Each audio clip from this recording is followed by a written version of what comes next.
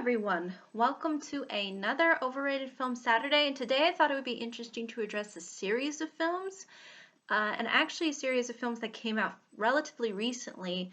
Um, and I'm not necessarily saying that this particular series of films are, again, necessarily bad, and usually a lot of the overrated films that I discuss are films that I sometimes somewhat enjoy, but I think have a lot of issues, and I sort of want to bring those issues up. And here, in this case, I'm going to be talking about the Hobbit film series. And yes, the Peter Jackson one, since I believe that's probably the only version of this that has been made. Um, and it was, I think, really trying hard to sort of recapture what Lord of the Rings ultimately uh, was able to do as far as a story is concerned. Again, I think it was really uh, trying to emphasize the epic adventure fantasy that we all came to know really and like a lot, at least a lot of people did. Um, but unfortunately, I think the Hobbit films do fall short of the Lord of the Rings films. And there are a variety of reasons for this, but I think a lot of it stems from the fact that instead of choosing to split um, this series within two movies, they decided to do it within three and make it a whole trilogy. And again, obviously, I can sort of see the resemblance of wanting to try to replicate The Lord of the Rings, but unfortunately, The Hobbit, in particular the book, is not really like Lord of the Rings, and is not really designed to be a book that takes up, uh, 6 hours probably roughly, or even more, maybe 7, uh, or even 8 or 9 hours of screen time. It's just not a It just doesn't have the material to do that. With Lord of the Rings, it made sense because each book was a film. Here, you're taking one book and turning it into 3 movies, and that's very difficult to do. And I think what ended up happening is this ended up resulting in a lot of padding, in which things sort of happen that kind of don't really amount to much. Within the story. Again, there's a lot of detouring and um, again, although the Hobbit book is designed to kind of be a little bit more quirky and maybe not as focused as Lord of the Rings, considering again we don't have the main goal of kind of like really destroying the ring. We just kind of have somewhat of a goal here, and then other things end up happening, and I think that's something that actually makes The Hobbit in particular rather unique from Lord of the Rings, and I think they could have played around with it. But here, unfortunately, because the way in which Peter Jackson decided to put these movies together is really what drives, I think, a lot of the flaws with these films. And I think the reason why it got pushed out there is there was a huge amount of advertisement backing these films. There was a lot of um, I think at least money, over 2 billion, I believe, when the film series was complete. I think it almost reached the 3 billion threshold. So yeah, they did make a significant amount of money when they came out, and people seemed to kind of go in, even though in which the way these films were constructed was kind of odd. Um, and I think another issue too is although there is a lot of good things about the trilogy, like I think the acting is pretty well done, and the uh, whole setup in which they have certain things really works to the story's advantage. But at the same time, I don't think it holds uh, a significant amount of weight. And I think a reason also for that being is Peter Jackson kind of decided to go backwards.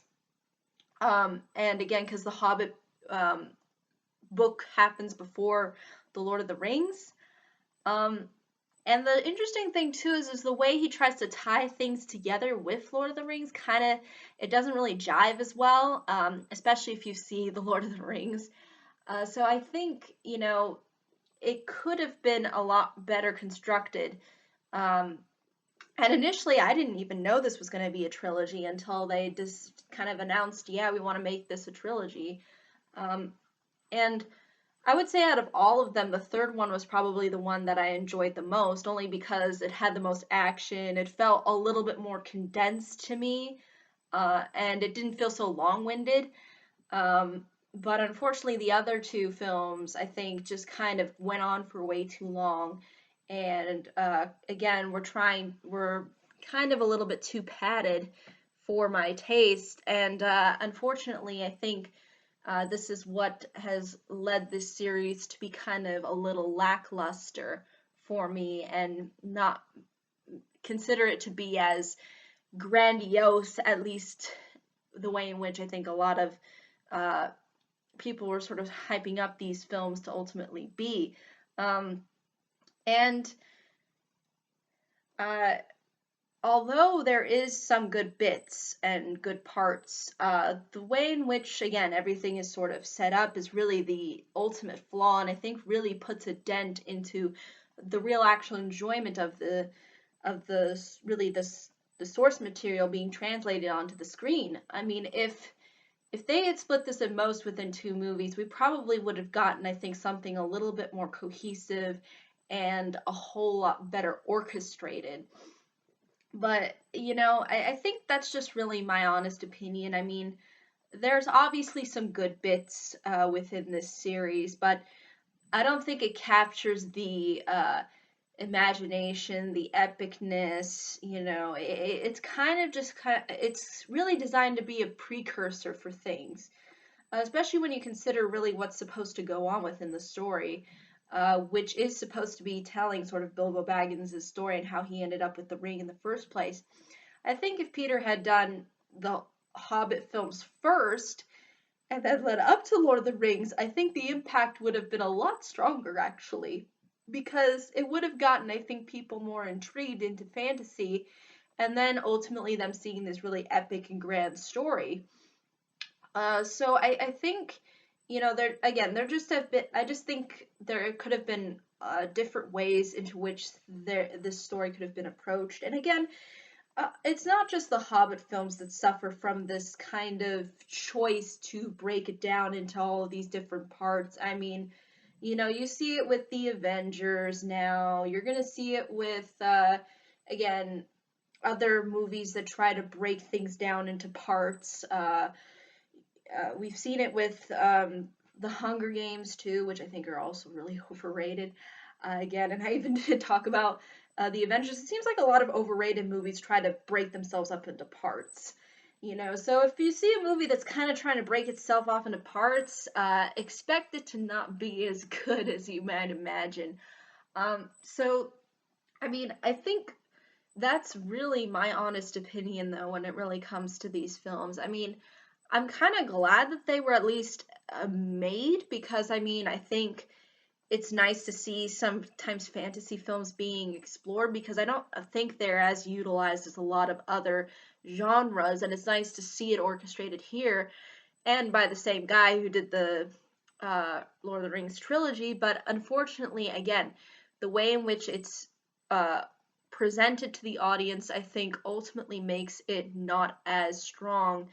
And I think the desire for people to want to ultimately see more and kind of see where the ending ends up on is really what drove this film to sort of be on the top box and on the top level of making a significant chunk of change. And I think that's how a lot of movies are trying to get people suckered in, because if you can get people to watch your film and then leave them with more, the more likely people are willing to go and see more of it, and be kind of intrigued.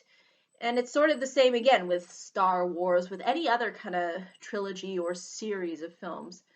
Unfortunately, though, sometimes trying to split things into certain avenues just doesn't really work. And here I think this is a clear example of something that ultimately I think didn't really pan out as well as I think that it could have been. At least I don't think these films are in way any shape or form or level of the original Lord of the Rings trilogy. I thought the characters were way better constructed within that series, and I thought the whole story in which it was explained was a lot easier to understand. And here it just feels kind of all over the place. And I understand that the story is supposed to be kind of all over the place, but at the same time, I feel like, again, there could have been a lot of cohesiveness to certain points. And I think they even, too, since PJ was kind of running low on kind of getting parts to sort of be in the story, you know, he kind of used the appendix supposedly for certain areas. And I think that's also something too that, you know, when you're not really even relying on what's really the main part of the story and you're inserting things that were kind of just left in the background, it's probably not a good idea to try to make 3 movies out of it. So that, yeah, that's just though my honest opinion. I think, you know, well, there could have been more to this than it was initially hyped up for. I mean, I was a little bit disappointed with it, but at the same time, I could sort of understand that, again, The Hobbit is sort of really leading up to a bigger, grandioser story. So I could understand why this one was, again, not as, I think, well produced as something like Lord of the Rings, unfortunately. And again, it could have been better. It could have been a whole lot worse, though, as well. So I really appreciate the attempt, but I still think that for the certain amount of box office numbers that it got, for the amount of praise and attention, I think it was all right. And I didn't think it was as grandiose as spectacular of an experience as opposed to Lord of the Rings. But that's just my honest opinion. I'd be more than happy to hear what anybody else has to say in regards to these films. But yeah, I think that's really ultimately all I can say, though. If there are any questions, comments, concerns, I'd be more than happy to answer them. And yeah, thank you so much for watching, and I hope to see you on the next video. Take care. Bye-bye.